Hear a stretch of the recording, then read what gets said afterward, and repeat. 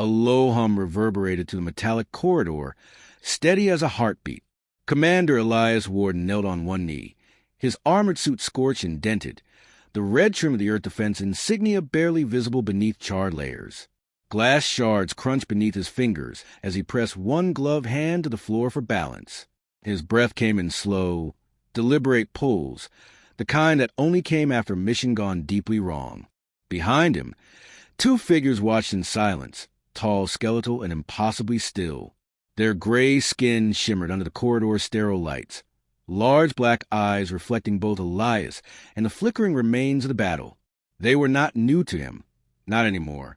The Greys had been appearing in the periphery of Earth's history for decades, if not centuries, but this was the first time contact had been so direct.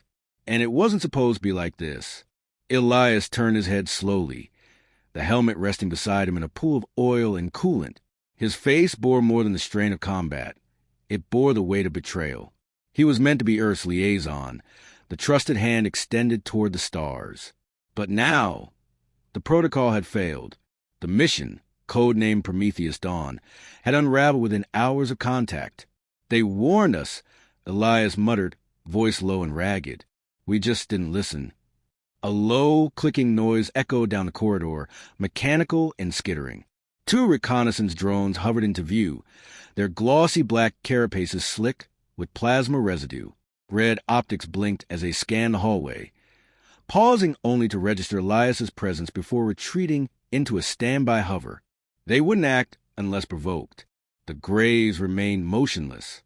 One of them, taller, with a deep ridge cresting along the scalp, tilted its head slightly. It wasn't curiosity, Elias had learned, but assessment. Their minds didn't function like humans. Where emotion faltered, purpose reigned. Elias had spent the last 2 years preparing for this moment, not just in training fields or zero-gravity simulators, but in clandestine facilities buried beneath the Earth's crust. Scientists, linguists, and black-budget engineers had worked tirelessly to decipher the alien signal. The message had been clear, yet cryptic. Warning, observe, delay convergence. He hadn't believed it at first. Not entirely. Part of him still wanted to be the man who brought peace. But the warning had proven prophetic. The first attack was not on Earth. It was on a moon base, silent, surgical, and bloodless. Surveillance systems cut. Crew gone. No alarms, no distress calls. Only a message scrawled onto the main viewing window in an unknown compound. You are not ready. Now Elias knew the truth. The aliens weren't invaders. They were auditors. They had come to determine humanity's readiness, and they had found it lacking. Why show yourselves now? Elias asked, not expecting an answer. The Greys never spoke aloud. Communication occurred in pulses of sound and thought, an electric breath that bypassed ears and drilled into the cerebral cortex. He had only received 3 direct transmissions since the encounter began. Each one left him with a migraine and 100 more questions. The taller Grey stepped forward. Its movements were effortless, graceful, almost aquatic. When it stopped beside Elias, there was a pause, as though something unseen passed between them. Then the presence was inside his mind again, not aggressive, but firm. They silenced the seers. You opened the gate too soon. The words weren't English, but that was how Elias heard them. He winced, the edges of his vision tinged with blue light. The gate, that was what the scientists had called it, an energy field buried under Antarctica, dormant for millennia. Its activation had sent a beacon across space. They had lit the cosmic flare, and now the Watchers had come. A vision unfurled in Elias's mind. Cities collapsing, oceans churning, skies lit with fire. It wasn't a prophecy. It was history, a record, another species, another planet, another failed test. He staggered, the pain subsiding as a connection severed. They're not here to save us, he said aloud. They're here to stop us from becoming them. From further down the corridor, footsteps echoed. Human, heavy, unmistakable. Elias rose, his joints creaking in protest. From the shadows emerged Lieutenant Mara Jean, face pale beneath a cracked visor. Her armor was in better shape, but her expression was haunted. You're alive, she breathed. Barely. Elias nodded toward the Greys. They didn't stop me. Mara's gaze flicked between the aliens and Elias. Why? We breached containment. We activated the gate. They should have incinerated us on the spot. They still might, Elias said, but they're waiting. For what? He hesitated. For me to decide. Mara frowned. You. I was the first through. The first interface with their technology. It marked me. I don't know how or why, but they're letting me choose. Choose what? Elias looked past her, down the corridor where sparks still sputtered from damaged wiring and scorched panels. Beyond that, the airlock. Beyond that, Earth. Whether we're worth saving. Mara's face tightened. And what do you think? He looked at the Greys. No emotion, no pressure, just endless, ancient patience. They watched civilizations rise and crumble, weighed species against an unknown scale. I think we're standing on a knife's edge, he said finally. One wrong step, and we become the next cautionary tale. Mara stepped beside him. The Greys did not move. In the silence, she whispered, Then let's make sure the next step counts. And somewhere, deep within the belly of the ship, something stirred. A choice had been made, but the consequences had only just begun. The silence in the observation chamber was stifling, broken only by the rhythmic pulse of the containment field. Blue light arced in slow waves across the transparent walls, framing the tall alien figure suspended within. It did not struggle. It had no need to. It simply watched. Commander Elias Ward stood at the console, arms crossed over his chest, eyes fixed on the being. The same Grey that had walked beside him to the ruined corridor was now contained behind quantum seals powerful enough to hold a collapsing star. Or so the engineers claimed. He didn't feel reassured. If the creature wanted to leave, it would. They were only playing along, like parents indulging a child's rules in a game they never intended to lose. Across the chamber, Lieutenant Mara Jean paced like a caged panther, boots clanking with each pass. She hadn't spoken since they returned from the lower decks. Elias could see the questions flickering behind her eyes, but he knew the answers wouldn't help. They'd both seen too much. They both knew too little. Why hasn't it said anything? She asked finally, nodding toward the Grey. It already has, Elias replied, voice low. They don't speak with words. That's not what I mean. She stopped pacing. It's just standing there, watching us, like we're the ones under glass. Elias didn't disagree.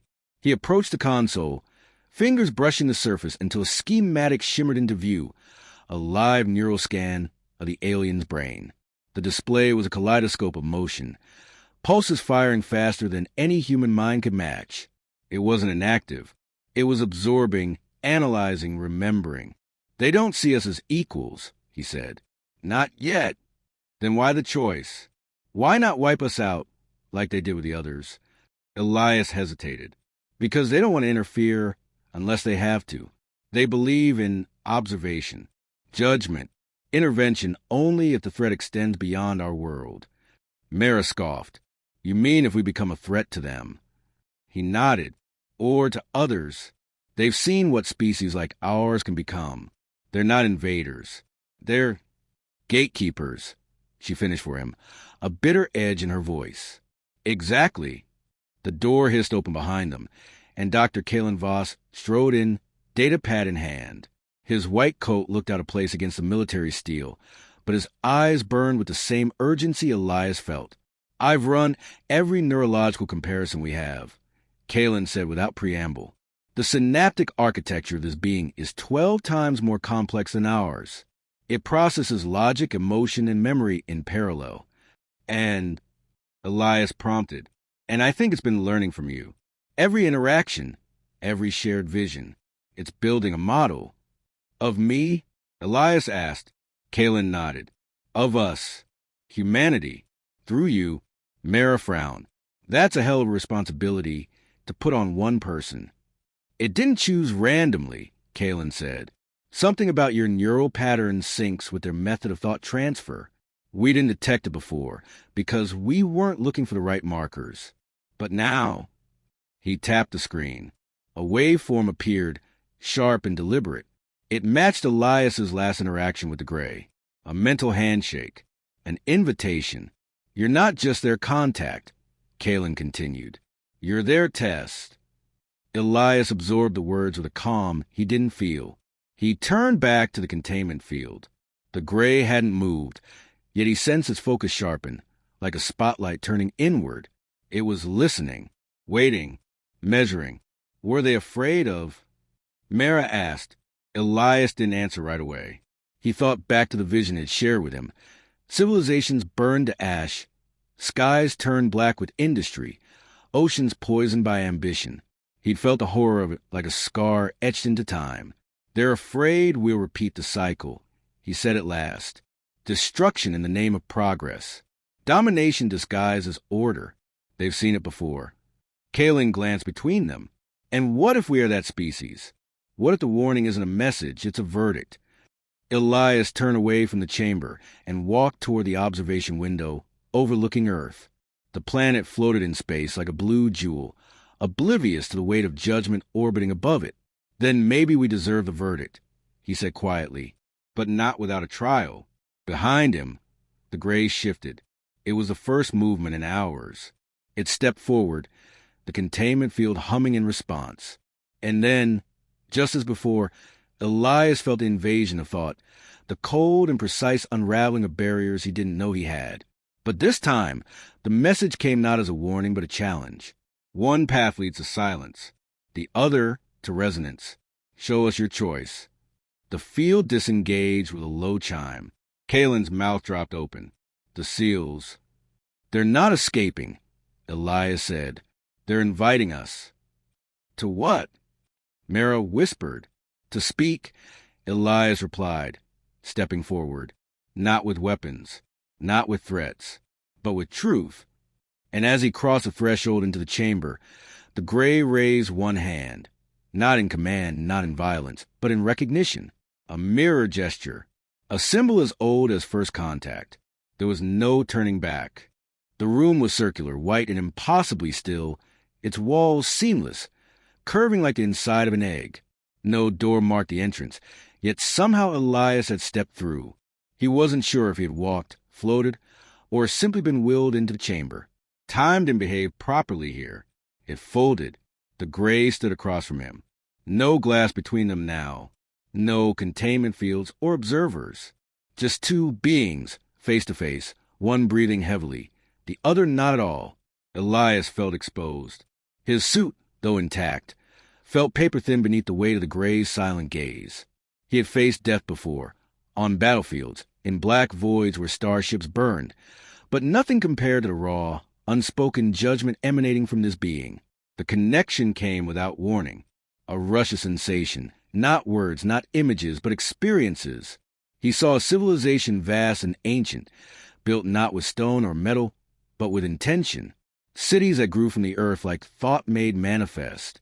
Peace sustained not by laws, but by comprehension. They had once been like humanity, curious, flawed, afraid. But they had chosen resonance. Elias staggered, knees buckling under the intensity of it.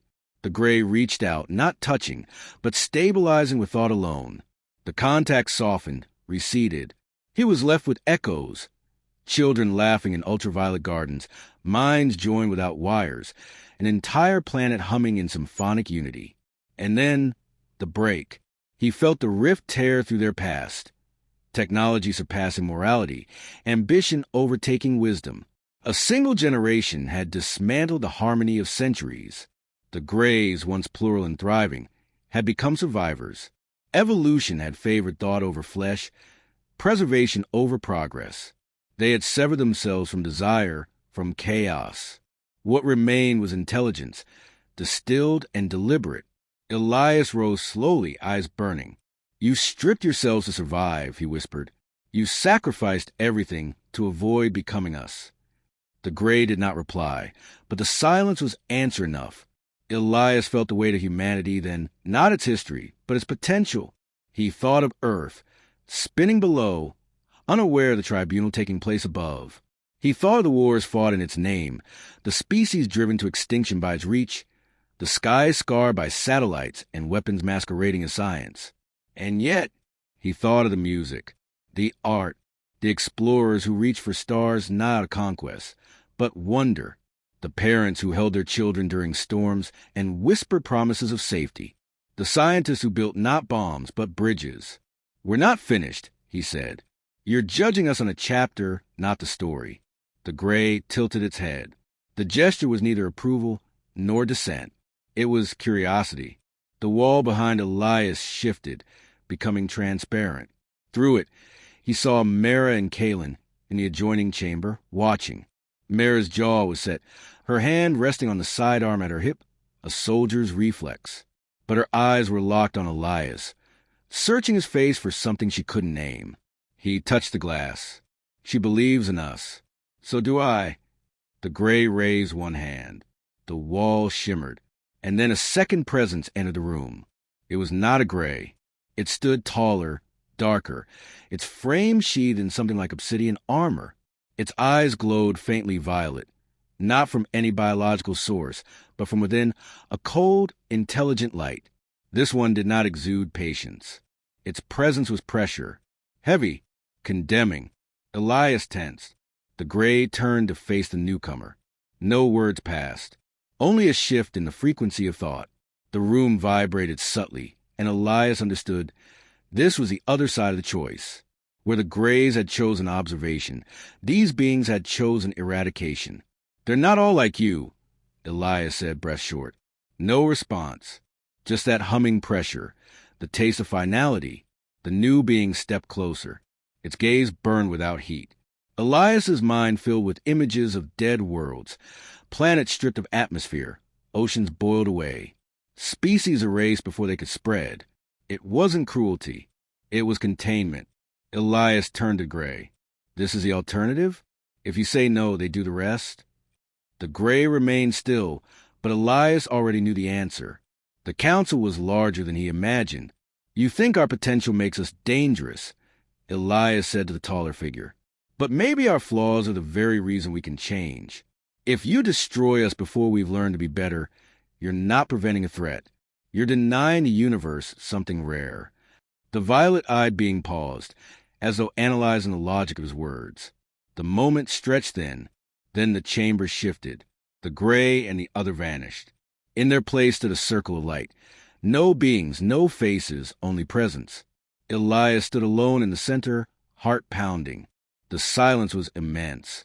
And then came the voice, not heard but understood. "Convince us." The challenge was not theatrical. It was final. Elias swallowed hard. "We are imperfect, violent, divided, but we are also capable of empathy, of beauty. We've learned from our mistakes. We fear extinction, but we fight to live, not just as individuals, but as a species. We reach across boundaries we created just to tear them down again. We're arrogant, yes, but also hopeful. And that hope is our most dangerous, most promising trait." The chamber trembled, not with force, but with resonance. The light dimmed slightly, as if considering. "What of your leaders?" Elias almost laughed. "They'll posture. They'll threaten. Some will want to hide the truth. Others will want to weaponize it. But give us time, and someone will listen. Someone always does. We've never agreed on what we are, but maybe that's the point. We're not finished." There was a pause, the kind that marked endings or beginnings. The light flickered once more, and then condensed into a single point. A pulse of energy surged through Elias's body. It didn't hurt. It illuminated. He understood. Not everything, but enough. He opened his eyes to find himself lying on the floor of the observation deck. Mara was beside him, hand on his shoulder, eyes wide. Kalen was muttering into a recorder, already compiling readings from Elias's brain. "Are you okay?" Mara asked, her voice breaking through the fog. Elias sat up slowly. "I think they listened." Kalen turned, frowning. "Listen to what?" "To us," Elias said. "To everything we could be." He stood, legs still shaky. The stars outside hadn't changed. Earth still turned quietly in the darkness. But the silence now carried a different weight. Judgment had not been passed. Not yet. The transmission began at dawn. Across every major city, the skies shimmer with a faint pulse, barely visible to human eye, but captured instantly by satellites and broadcast relays. At first, it was dismissed as an atmospheric anomaly. But when the same sequence repeated over Cairo, Beijing, Sao Paulo, and Anchorage, the world took notice. Not even the most hardened skeptics could ignore what came next. A soundless image appeared on every screen. A view from orbit, Earth suspended in space. As a frame for judgment, below the image, a message pulsed in simple white text. You are not alone. You never were. In the command center aboard the Argent Dawn, Elias Ward watched the feed with numb hands. The decision to reveal the truth had not been his alone, but the weight of it settled on his shoulders like armor he no longer wished to wear. He had made his case to the Greys, spoken not just as a soldier or an envoy, but as a human being with all the flaws and fire that came with it. They had not offered peace, nor had they promised war. What they offered was something rarer, a chance. Beside him, Mara Jean stood rigid, arms folded, eyes locked on the data stream, unraveling in real time. Civilian airwaves were being overridden in controlled bursts. The Greys had hijacked every global communication platform, not to threaten, but to ensure no one could hide the truth any longer. This is going to tear the planet in half, she murmured. Elias nodded. Or finally bring together. The thought lingered in the air between them. Kalen Voss paced behind them, still decoding the symbolic sequence embedded in the transmission. It wasn't just a warning or an announcement. It was a roadmap, a glimpse into the knowledge the Greys were willing to share, contingent on humanity's readiness to wield it without self-destruction. They're showing us fragments, Kalen said, his voice half in awe, half in fear. Energy systems that defy entropy, medical technology that can reprogram cellular decay. We could cure disease, reverse aging and hunger, or turn it all into new weapons, Mara said flatly. Kalen looked at Elias. They're leaving it up to us. No manuals, no engineers, just potential. Elias let the weight of that settle. He remembered the taller being, the enforcer, the shadow behind the judgment. That presence hadn't spoken, but its message was clear. Phelan, we erase ourselves not as punishment, but as prevention. Now the future moved like a fragile thread stretched between survival and obliteration.